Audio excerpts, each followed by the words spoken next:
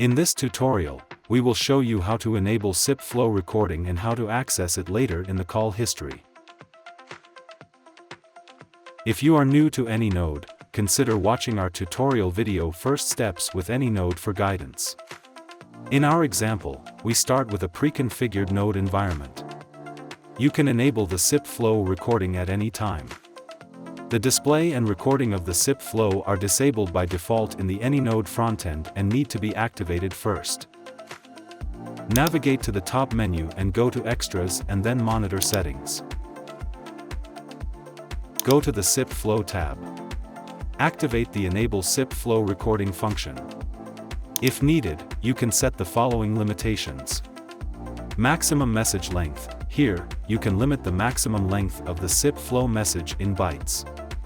Networks often have a maximum transmission unit limit, e.g., 1500 bytes for Ethernet. If a SIP message exceeds the entered limit, it will be truncated. The default value is unlimited. Leave the field blank if you do not wish to set a limit. Maximum retention time. To save storage space, you can limit the number of storage days. The default value is without limitation. Older entries will be automatically deleted once the desired limit is reached. Leave the field blank if you do not want older entries to be deleted. Optionally, you can use an external database for the SIP flow messages via Configure Database. The following database management systems, DBMS, are available, each with specific connection methods and applications. MS SQL, ODBC Connector, MariaDB, PostgreSQL.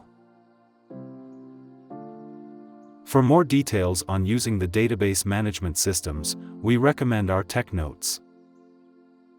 By default, all call history data is stored in anynode's internal database. Click OK. After this configuration, the SIP flow will be available in the call history for all future calls.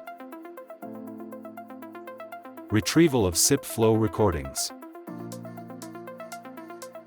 Switch to monitor mode and navigate to the call history. Initiate a test call and then end it. Wait a few seconds for the call to appear in the call history. Click on Refresh if necessary. Double-click on the call entry to view the details in the call history. Click on the SIP Flow tab. This tab provides a graphical representation of the signaling flow. On the left side, in this example, the PBX, you can see the origin of the call. In the center is anynode, operating as a back-to-back user agent. The middle line shows where the call is terminated. On the right side, in this example, the voice-over IP provider, a completely new, independent call is established with different call IDs and SIP headers. If you want to export the SIP call flow for use in other programs, multiple export formats are available through Download SIP Flow. For Wireshark users, the PCAP format is offered. Other export options include HTML, JSON, and text with message flow or messages only.